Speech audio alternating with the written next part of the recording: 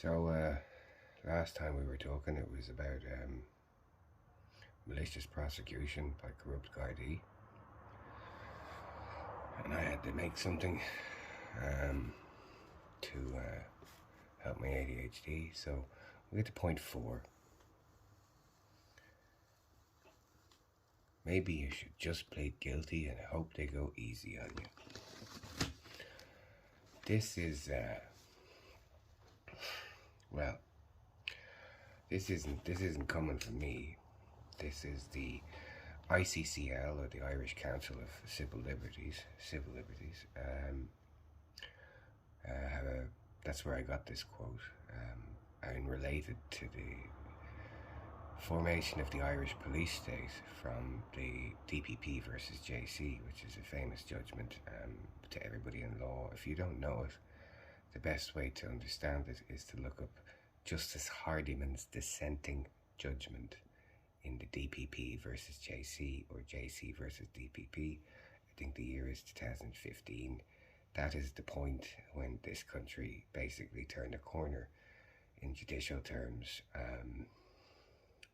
and I'm sure there'll be a lot of guards on the comments being denying this, but that made this state essentially a police state, as it basically broke warrant law. Don't let anyone tell you anything else. It broke warrant law. But this is what you get told, right? Remember when I was saying you get bumped out of the remand or wherever you are, you're in court, you're bumped up to the circuit court, and you're going, what's going on? What? And they're like, it's big. Next time you talk to your solicitor, you get told, maybe you should just plead guilty and hope they go easy on you. Now, that's a problem if they've told big lies, small lies, little lies, and outright fabrication, as I was saying previously. If you plead guilty to things that never happened, people own you. And that's how the guards work. Because people get terrified, and the stress, and the money, and the time, and the trauma. Maybe you should just plead guilty and hope they go easy on you. And that quote comes from an article on the ICCL regarding illegal seizure, search, illegal confiscation, and basically that people have very little rights when the guards do whatever they want. And that is a hallmark of a police state.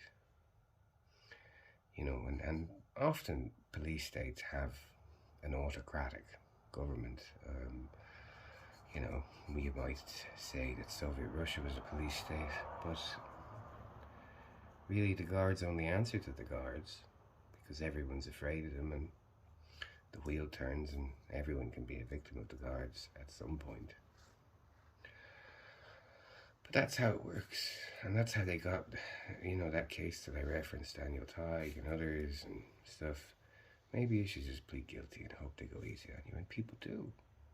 And in the back room, your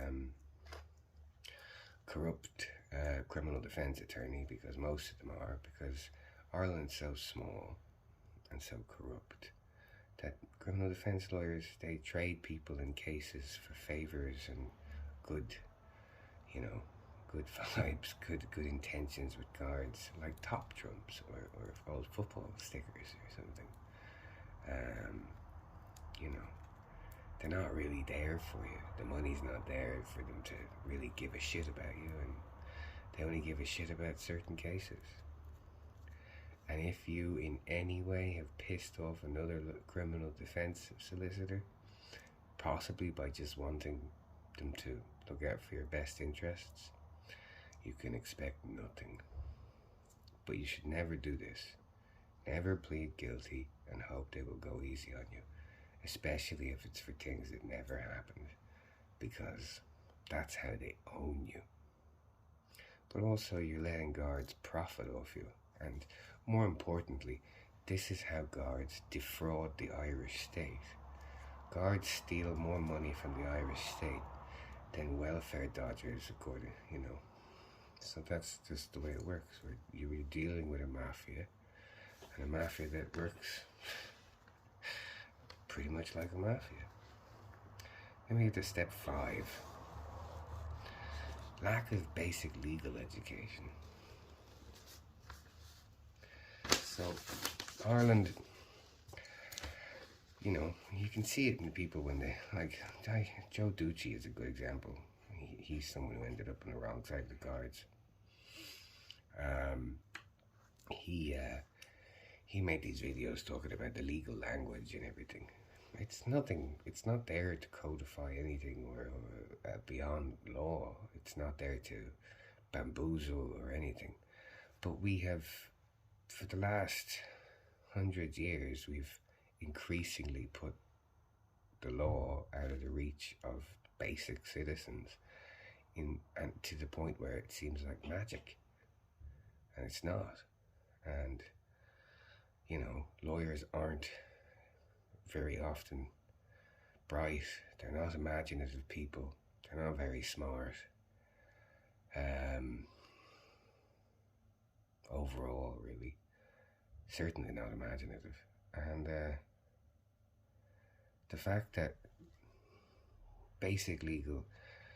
knowledge of basic legal language, basic legal terms, what it means for even things like inter alia, or which means, you know, including but not limited to, basically, or you know, amongst, or basically it means inter alia, including but not limited to, but it also mainly means amongst other things. A fancy way of saying that, but it's just legal language, and it's very important that we start learning more, because it gives these half-wit fuckers who are quite malevolent, you know, the road to maybe you should just plead guilty and hope they go easy on you. And remember, that's how motherfuckers own you. 5. The DPP, GSOC, and Garda Perjury.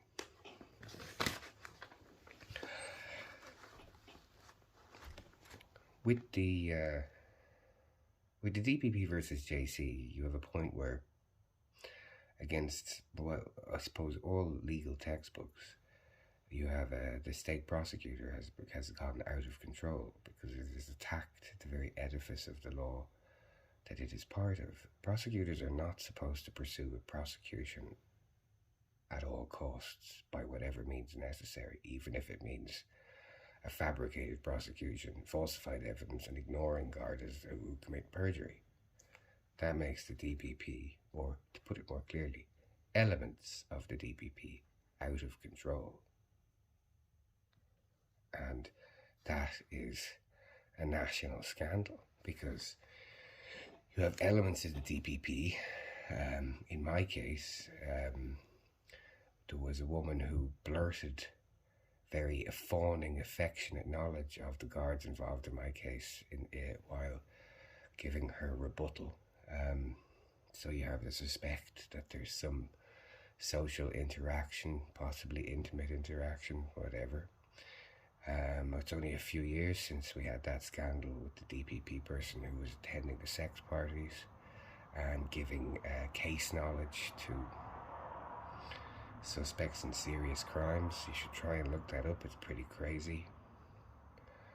I'm nearly the 9-minute mark, so I will cut this at GSOC and get back to it at GSOC. Thanks for listening to this How Guards Take Bad Faith, Abuse Process, Malicious Prosecution, and how Gardaí on Garda Síochána, the Royal Irish Constabulary, the lads, the Tin Blue Line, destroy lives.